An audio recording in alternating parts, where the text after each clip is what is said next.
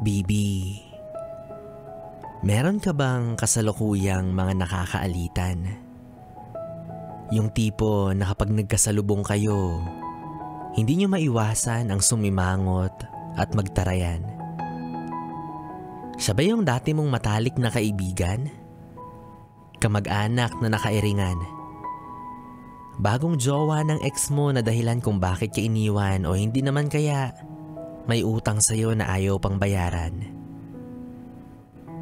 Sino pa man siya, basta ang alam mo lang, kumukulo yung dugo mo kapag nababanggit yung pangalan niya, lalo na kapag nakikita mo siya.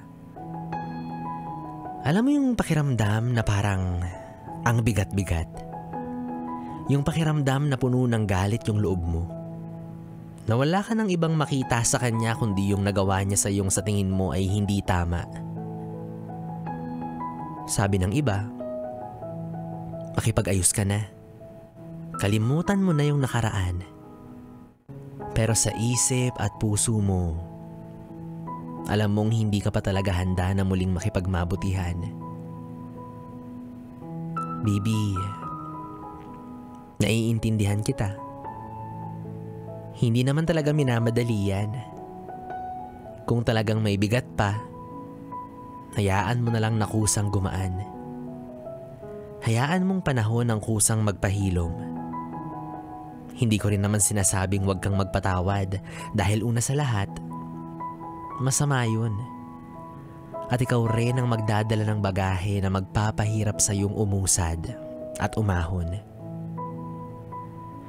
Pero sana dumating yung pagkakataon na mahanap mo na sa puso mo yung kapatawaran na panigurado akong matagal mo na ring inaasam para sa sarili mong kapanatagan.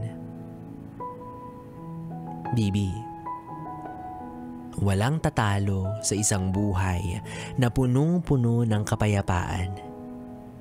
Walang hidwaan, walang ilangan, kundi purong pagmamahalan. Basta, kung masama ka man sa kwento nila, ang mahalaga, kwento pa lang yun. What more sa personal, di ba? Mas masama ka talaga.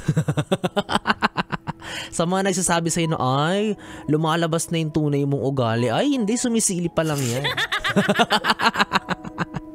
Well, anyways mga yes friend, tuloy-tuloy pa rin tayo sa ating BB Time hanggang mamayang alas 12 dahil kapiling nyo pa rin ako, DJ B-Boy Bibo, dito sa 101.1 Yes FM Solid.